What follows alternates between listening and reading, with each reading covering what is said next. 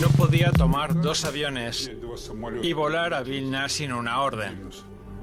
Gorbachov era consciente de ello. En 1991 la situación se volvió realmente incontrolable. En primavera, Gorbachov anunció un referéndum y pidió a los ciudadanos de la URSS que votaran si el país debía preservarse sin cambios. Naturalmente se celebró este referéndum y la mayoría de la población votó por la Unión Soviética.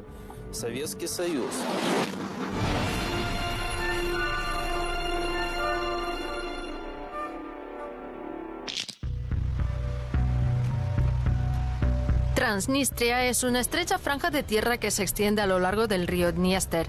Durante la época soviética formaba parte de la República Socialista Soviética de Moldavia. A finales de los 80 los vientos de cambio empezaron a soplar en Chisinau y los nacionalistas locales exigieron que en Transnistria cambiaran el alfabeto latino y se hablara rumano. La población de Transnistria, predominantemente rusa, resistió a los cambios. Su capital, Tiraspol, declaró que no quería salir de la URSS.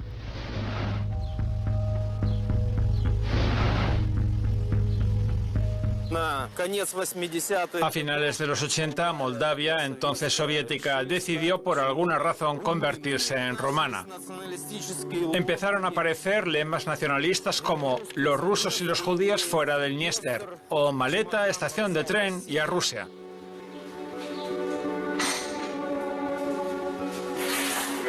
Ataman, no ha habido ningún incidente que reportar. Descanse. Todo empezó con la lengua. Para dividir a todos por completo era necesario privar a todos de lo único que los unía, que era la lengua de comunicación interétnica, el ruso. Aquí hubo huelgas. La gente exigía igualdad de derechos y de oportunidades. No querían cambiar el alfabeto latino. En 1990, durante los primeros combates, ya hubo víctimas.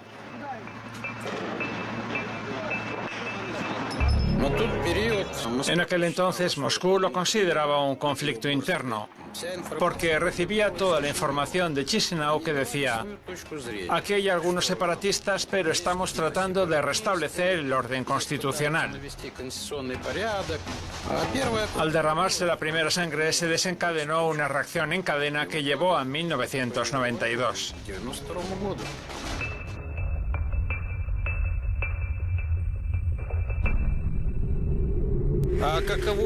¿Cómo eran los combates? Ahora se lo voy a contar. En 1992 estaba en el cuartel y en ese edificio vivían mi suegra, mi mujer, que era joven, y nuestro bebé de 1 año. La guerra empezó el día 19. Organizamos un hospital en el 4º piso. Allí llevábamos a los heridos. Comíamos en el balcón. Prendíamos fuego para preparar algo de comida, especialmente porque teníamos un bebé. Pedíamos ayuda a todo el mundo y nos traían leche condensada. Una vez salí corriendo con mi bebé en una mano y una ametralladora en la otra. Había cadáveres por todas partes. Podían ver que había civiles, pero de todos modos comenzaron a dispararles y tuve que devolver el fuego con mi bebé en brazos. Así fue.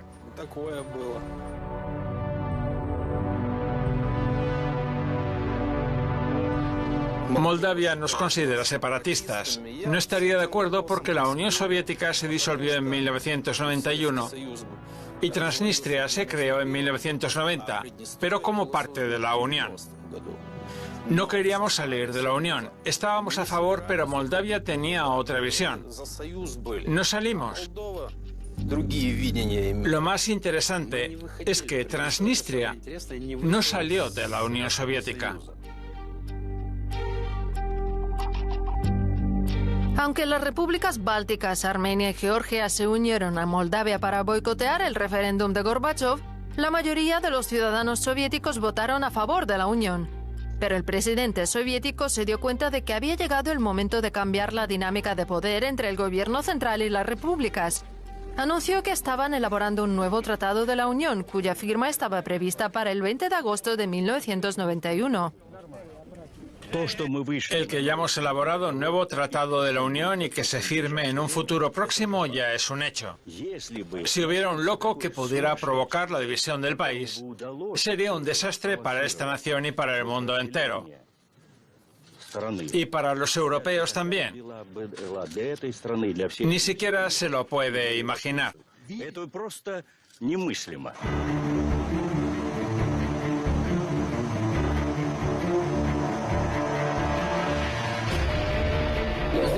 Aquí la altitud ya no es suficiente. Es el punto de no retorno. Nos acercamos a la Tierra. Suenan las alarmas, pero ya es tarde. La danza de los pequeños cisnes del famoso Lago de los Cisnes de Tchaikovsky se convirtió en la banda sonora de colapso de la URSS. Era lo único que se emitió en los canales de televisión en la mañana del 19 de agosto. A continuación, los presentadores de la televisión central leyeron una declaración de los miembros de una organización llamada en las mejores tradiciones de la Unión Soviética por un acrónimo, GKCHP. Dado que el señor Gorbachov no se encuentra en condiciones de desempeñar sus funciones del presidente de la URSS debido a su estado de salud, el vicepresidente Yanayev ha asumido la presidencia de la URSS. El país estaba en crisis. Comenzaron revueltas del hambre, peleas en las colas para comprar salchichas y la escasez total en el mercado de consumo. En ese momento, el presidente se despidió de todos nosotros y huyó a Foros para descansar y recibir tratamiento. Fue entonces cuando nos dimos cuenta de que no se podía esperar más.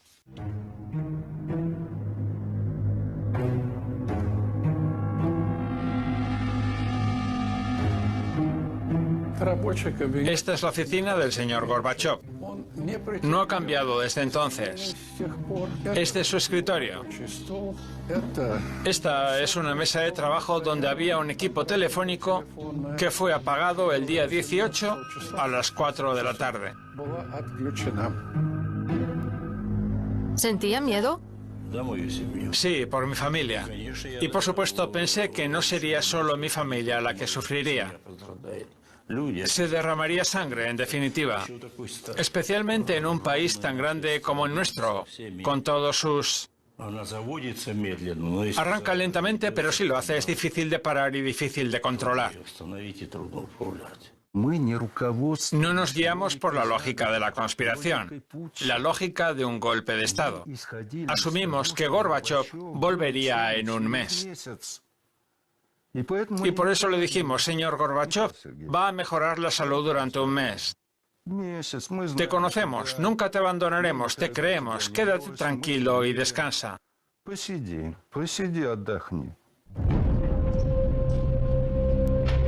El Comité Estatal del Estado de Emergencia que declaró a Gorbachov como enfermo y lo confinó en su residencia en Foros estaba formado por los jefes de los servicios de seguridad y por altos funcionarios soviéticos. Creían que la perestroika había llegado a un callejón sin salida y que las fuerzas en el poder habían llevado al país al colapso. Además de dejar de lado al presidente, su plan incluía imponer la censura, prohibir las reuniones masivas y disolver todos los partidos políticos. Más aún, había tropas en las calles de Moscú.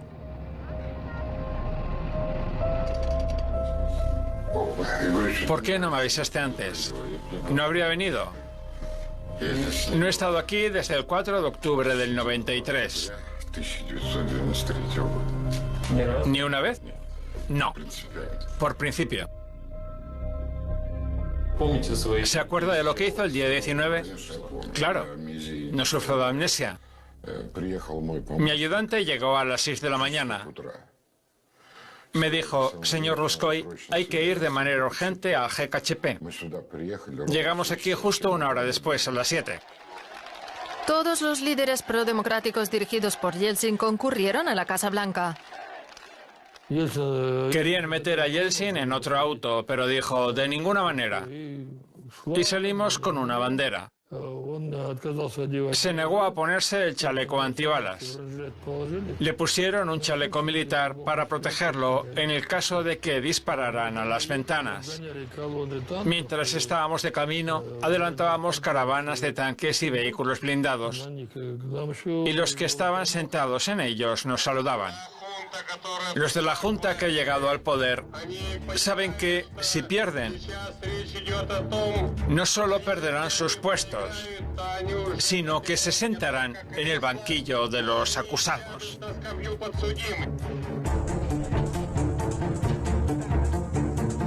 La Casa Blanca se convirtió en un foco de resistencia al golpe. Los partidarios de Yeltsin se reunieron allí en masa. Llegamos aquí y allí en el puente había tanques. Aquí también había equipo militar.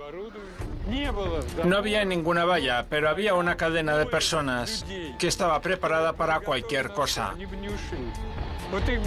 Preferirían haber sido aplastados por los tanques que irse. Casi se me salen las lágrimas al recordar su heroísmo. Toda nuestra esperanza estaba en ellos. Hola. Alexei, no me lo puedo creer, hola. ¿Reconoces el lugar de la gloria antaña? ¿Por quién me tomas? Oí que el KGB quería detener a los miembros del gobierno, es decir, a Gorbachov y los demás. Y nos pusimos a defender el gobierno. Alguien dijo, formen grupos de 100. Grité, compañía, formen fila. Y todos los que quisieron se unieron. Deben conocer a su vecino del lado. Controlen toda la cadena. Formamos una cadena humana. Sí, yo era comandante de la brigada que controlaba la entrada principal. Antes de ir a verte, vi los vídeos del archivo. Nos veía ilusionados. Claro, eran tantas las esperanzas y las emociones.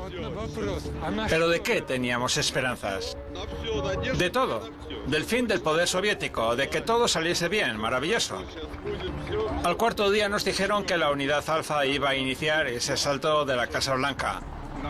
Nos posicionamos enfrente de la escalera y dije, mantengan las manos vacías, no sostengan nada en las manos, ni siquiera un paraguas. Porque sabía que cuando la unidad Alfa interviniese, sería imposible detenerlos. Y si tenían algo en las manos, acabarían muertos. Ni el más mínimo objeto. Claro, los tanques están bien, pero ¿qué podríamos hacer contra Alfa con un hacha y una pala? Desplomarse.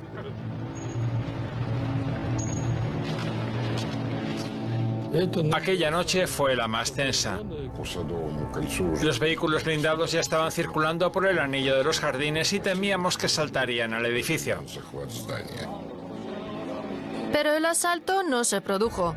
Tal vez los comandantes de las fuerzas especiales se acordaron de quiénes fueron los cabezas de turco después de los acontecimientos en Vilna y decidieron no tomar la Casa Blanca por asalto. Pero los vehículos blindados aún estaban desplegados en el centro de Moscú. Entonces Boris Yeltsin dio el paso más importante en toda su carrera política. Se subió al tanque estacionado fuera de la Casa Blanca. Dijo, denme el texto y voy allá. Tenía un instinto político casi animal. Fue ese momento histórico cuando el presidente de la nueva Rusia leía el manifiesto de la inobediencia al mal subido sobre lo que era el símbolo del sistema totalitario y militarizado, un tanque. En esos minutos terminó la tragedia y el drama y se decidió el destino del Comité Estatal para el estado de emergencia.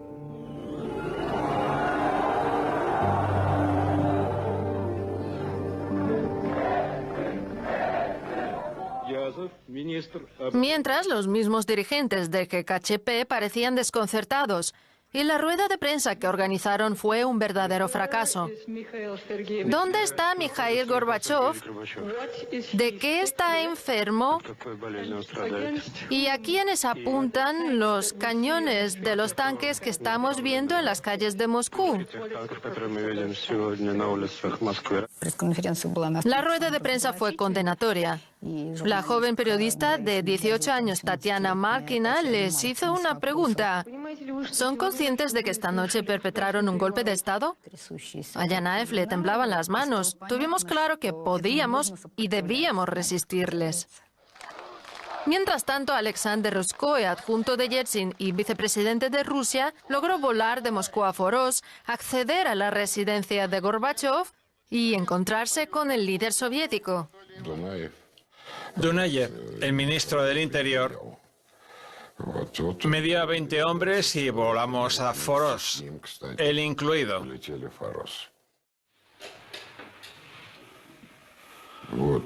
Entré en la residencia y Gorbachov salió a saludarme. De repente vi a Raisa Gorbachova bajando las escaleras y llorando. Dijo, pensaba que venían a arrestarnos, pero cuando le he visto entendí que todo estaba bien. Le dije a Gorbachov, Mikhail Sergeyevich, ¿qué ha hecho? Estaba confundido. Vi que al lado había un teléfono. Levanté el auricular. El teléfono funcionaba y dije a la operadora, póngame con Yeltsin.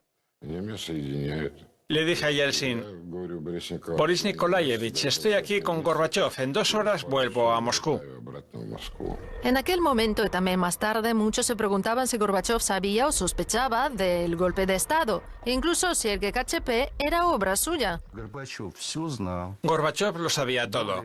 Es más, cuando un grupo de altos funcionarios del partido y del Estado lo visitó en su residencia en Foros y le propusieron declarar el estado de emergencia, les dijo, tengo una idea de quiénes forman parte del GKChP.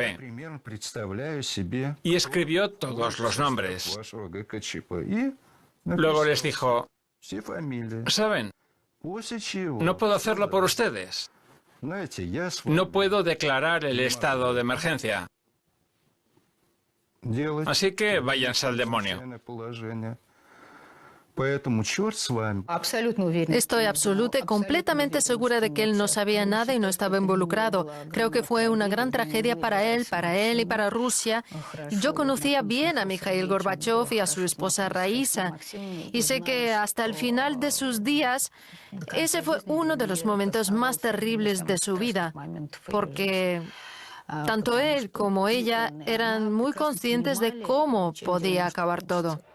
El golpe de Estado fracasó, los participantes fueron detenidos y el ministro del Interior Boris Pugo se suicidó de un disparo. Un Estado deja de existir cuando deja de ser gobernado, así que el GKChP fue el punto álgido de esa ingobernabilidad. Porque muchos, en particular Yanayev, se sobrepasaron y asumieron de repente una carga insoportable.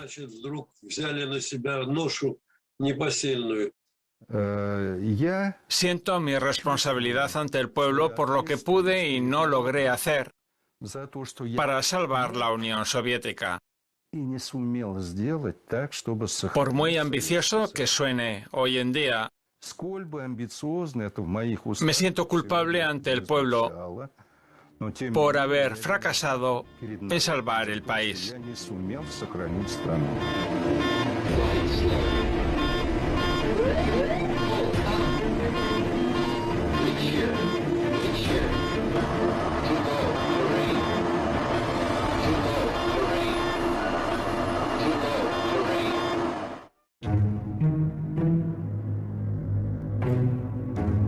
Beloverská Pushcha es un enorme parque nacional situado en la frontera entre Bielorrusia y Polonia. Durante la época soviética, en ese lugar se ubicaba una residencia del gobierno. Fue allí, a principios de diciembre de 1991, donde se reunieron los líderes de 3 países, Rusia, Ucrania y Bielorrusia. Beloverská Pushcha se convertiría en el lugar donde la Unión Soviética oficialmente dejó de existir. El 8 de diciembre se produjeron los históricos acontecimientos de la firma de los célebres Tratados de Beloverská Pushcha. Esta reunión no era secreta. La visita oficial de Boris Yeltsin comenzó el 6 de diciembre. En este sentido es interesante cómo se planeó. Como parte del proceso de Novogariovo, los líderes de las repúblicas de la Unión, había 9 de ellos que iban a firmar un acuerdo o tratado para establecer una unión de estados soberanos y querían reunirse sin Gorbachov. Además, Stanislav Shushkevich, que acababa de asumir el Soviet Supremo de la República de Bielorrusia, necesitaba apuntalar su credibilidad política y estaba dispuesto a invitar a Yeltsin a Bielorrusia. Y así nos encontramos en medio de esta situación clave el 8 de diciembre. El 1 de diciembre, Ucrania había celebrado un jubiloso referéndum de soberanía e independencia. Y el 1 de diciembre eligieron a su primer presidente, Leonid Kravchuk, quien fue designado por voluntad popular. Boris Yeltsin vino a verme a Bielorrusia Pusha y me dijo: Leonid Makarovich, Mikhail Gorbachev me pidió que te preguntara si Ucrania aceptaría firmar un nuevo tratado de la Unión, si se tomarán en cuenta sus deseos en las modificaciones del tratado. Le respondí: Boris Nikolaevich, hemos llevado a cabo un referéndum y resulta que el pueblo ucraniano ha dicho que no. Construiremos una Ucrania independiente. Yeltsin inició la reunión formulándole a Kravchuk la pregunta de Gorbachev: ¿está Ucrania de acuerdo en adherirse al Tratado de la Unión? Acto seguido, Burbuly sacó un documento de su bolsillo y, sin mostrarlo al resto de los negociadores, comenzó a leerlo en voz alta. Las partes contratantes, Bielorrusia, Rusia y Ucrania, que habían fundado la URSS en el año 1922, declaran que la URSS, como sujeto de derecho internacional y realidad geopolítica, ha dejado de existir. Todos estuvieron de acuerdo, aunque, según recordaba Shushkevich, al principio hubo consternación, pero en cuanto se pusieron de acuerdo, las conversaciones se desarrollaron con fluidez. Técnicamente, Gorbachev, que no había sido llamado a Bielorrusia Pusha, seguía siendo el jefe de Estado. Alrededor de la residencia había agentes del KGB y oficiales militares a los que teóricamente podría haber ordenado la detención de la reunión. Pero el presidente soviético no lo hizo. Solo se limitó a escuchar un informe telefónico de los presidentes de Rusia, Ucrania y Bielorrusia. Llamamos a Gorbachev. No contestó. Así que decidimos llamarle a Bush mientras tanto. Cuando acabamos aquella conversación, recibimos la llamada de Gorbachev. Se hablaba en términos adecuados. Sin embargo, me hizo un reproche de que nos comportábamos como niños pequeños. Estaba preocupado por cómo podría reaccionar la comunidad internacional. Se lo dije a Gorbachev. ¿Sabe? Boris Yeltsin ya le está llamando a Bush y lo ve como algo positivo.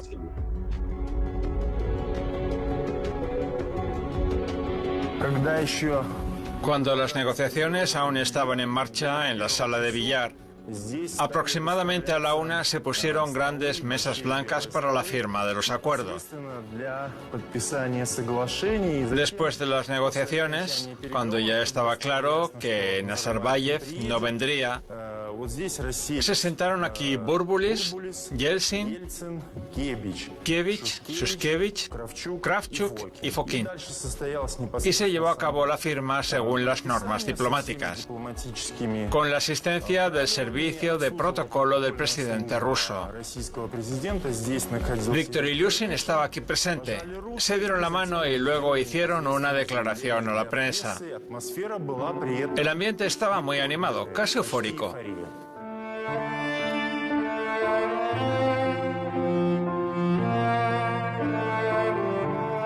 Para algunos, la disolución de la URSS significaba el inicio de la nueva era de libertad. ¿Por qué nadie salió a defender el sindicato? ¿Qué había que defender? ¿Defender la pobreza en la que se encontraba la gente? ¿Defender la falta de libertad en la que habían vivido durante tantos años? Por eso no había tantos voluntarios. Para otros, la disolución de la URSS fue el desastre más grande. Estamos en el pueblo de montaña de Akarmara, parte de la ciudad de Kvarchal. Aquí vivían los mineros con sus familias. Había unas minas por aquí. En varias épocas había 8 minas aquí en Kvarchal. La excavación total fue de más de 500.000 toneladas de carbón. La vida de aquí era muy animada, por decirlo de alguna forma. Este es el aspecto que tiene un pueblo de montaña después de un intento de construir el socialismo tras 30 años después de la disolución de la Unión Soviética. Por supuesto, hoy el estado es penoso porque con el colapso de la Unión Soviética, nuestras minas se cerraron, ya que, obviamente, las relaciones económicas se cortaron. El carbón ya no se necesitaba. Por eso, las minas dejaron de desempeñar el papel esencial en el desarrollo de la ciudad. Por supuesto, es muy triste. Por ejemplo, este edificio residencial frente a nosotros era un edificio de varios pisos. Aquí vivía la gente, era su hogar. Los niños crecían aquí y iban al colegio. Todo esto queda en abandono. Ahora solo viven aquí unas 1000 personas, si no me equivoco.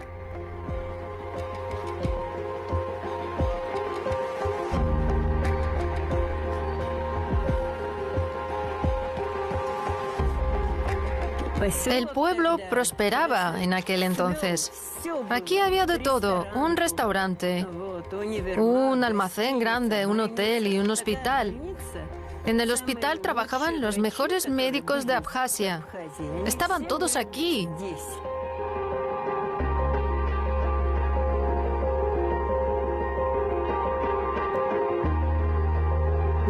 A principios de 1994, mucha gente se fue. Y se les dijo, los que tienen un lugar a donde ir, que recoja todo lo que pueda llevarse. Documentos, ropa, joyas. Solo eso, pero nada más. Por supuesto, fue triste.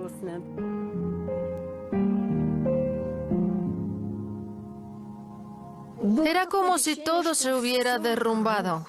Se podía destruir un país como este solo desde dentro. Una disolución como esta era completamente innecesaria. Si Mikhail Gorbachev hubiera sido una persona más firme, al menos se habría podido dirigir y guiar. Para mí es una tragedia optimista. Todos los países de la antigua Unión Soviética han retrocedido al menos 30 años en su desarrollo histórico. El acuerdo de Belovetskaya-Pusha no disolvió la Unión Soviética, sino que llevó a una disolución civilizada y sin conflictos. La disolución es un fenómeno físico y químico. Lo que pasó se llama destrucción.